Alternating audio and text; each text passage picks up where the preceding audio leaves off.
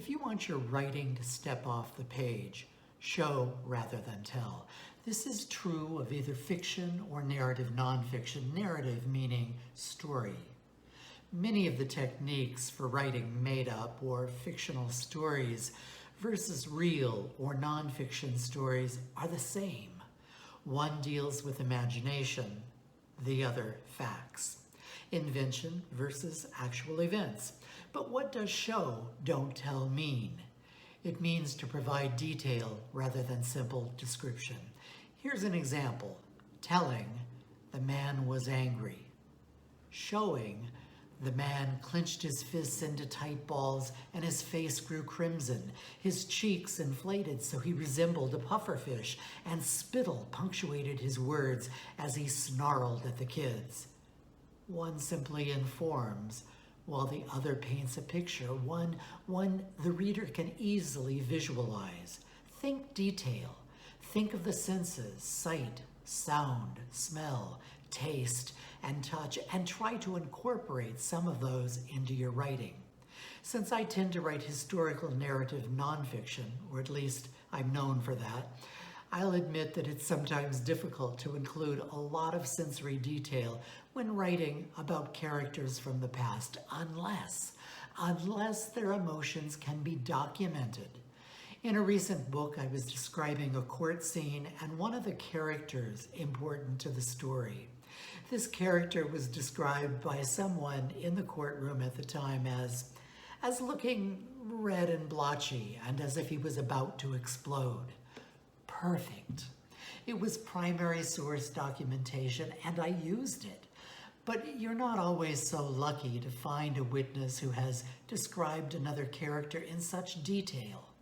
That said, there are other ways to allow your readers to step into your written nonfiction scenes.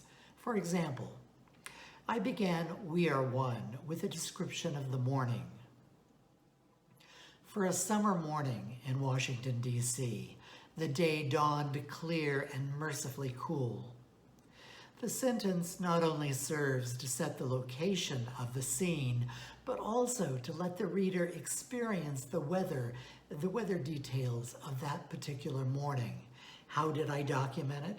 Part of my research included getting weather reports for the day that I was writing about through local newspapers. If you've ever been to Washington, D.C. in August and experienced the heat and humidity of that area, you'll understand why I included it to help move my reader into the scene. In another book, Birmingham Sunday, about the 16th Street Baptist Church bombing in which 4 little girls were killed, and 3 of them had been playing football as they made their way to church that morning, I did this to put my reader into the story. All 3 were sweaty, so they hurried down the stairs to the basement to freshen up in the women's bathroom. Now, I could have just written that they were hot, but that would have been less interesting. And then I wrote, suddenly, a blast ripped through the building. The idea of something ripping through a building was simply more detailed, more visual than saying, there was a blast. I chose an interesting verb, ripped. It is visual while suggesting sound. Next, I wrote, and 30-inch thick stone and brick walls thundered. Seeing the walls myself and speaking with people who were familiar with the building provided me with construction details, and the verb thundered aligned more closely to a blast than writing simply, the walls caved in.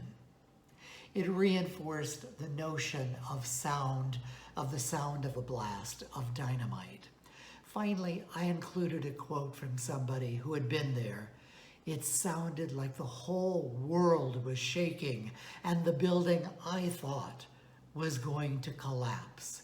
Dialogue, or a quote, is an excellent way to show rather than tell.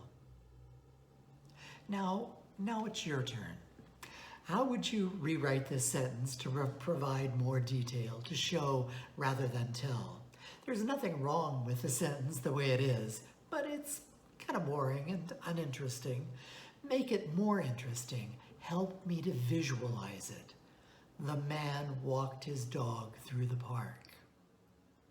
Why not post your revision in the comments below? I'd love to see what you did with it. I hope you enjoyed this visit to my writing studio. If you did, don't forget to like it and to subscribe to my channel by clicking the link at the lower bottom right. Until next time, keep writing.